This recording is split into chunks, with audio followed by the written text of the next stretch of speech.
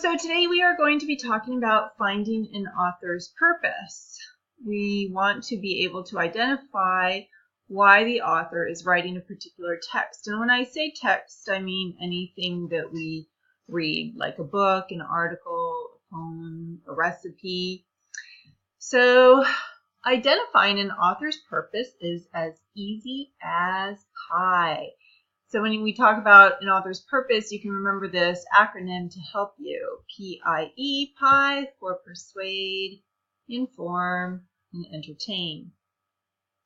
So let's talk about the first one, persuade.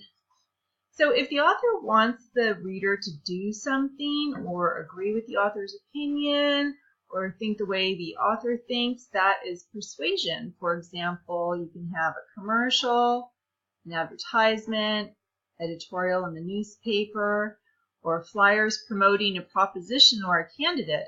You might be seeing a lot of those in your mailbox pretty soon if you're registered, because we have the midterms coming up in November.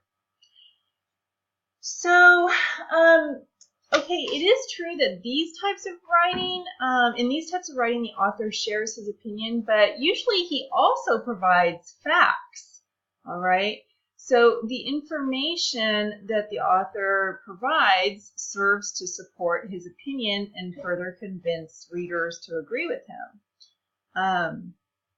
So if a candidate is trying to convince you to vote for him or her, maybe he will include statistics about how crime has been reduced since he or she was in office, or how he or she has reduced taxes, or maybe increased funding for police or firemen. So those would be facts, but they're being presented to persuade you. All right. The next one is inform. And this is just basically when a writer is putting information out there. You can think of a textbook, a recipe, an owner's manual, a newspaper report. So they're not necessarily trying to get you to think their way or agree with them. They're just putting information out there. So in this format, the author's goal is to basically enlighten the reader about real-world topics and provide facts about those topics.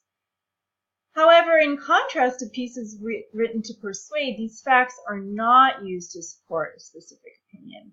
The facts are presented just in order to teach the reader. And it's also important to note that many authors present their works as informational text while at the same time inserting their own opinions into the piece. As a reader, be sure to be ready for opinions masked as information. For instance, some newspapers claim to only report the facts, but on careful inspection, it's clear that they might be trying to persuade you to believe a specific idea. So experienced readers can pick up on subtle ways that a writer might try to influence him or her, but it does take some practice. All right, and the last one is entertain.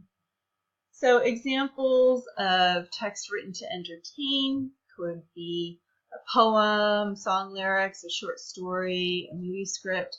So this is written to interest the reader or appeal to emotions such as pleasure or sadness or anger or humor. So entertain doesn't mean necessarily that it makes you happy or laugh. I really love to read sad books. That's what I do for entertainment. All right. So again, we've got persuade, inform, and entertain. Now, I have seen others added to this, such as like to express or to describe, but for our purposes in this class, we can stick to these three. All right. And so remember, there is a lot of overlap. I mean, a good writer can do all three at once, but normally speaking, there is one kind of overriding purpose that an author is writing something. All right, be sure to go on to the next module and we will connect very soon.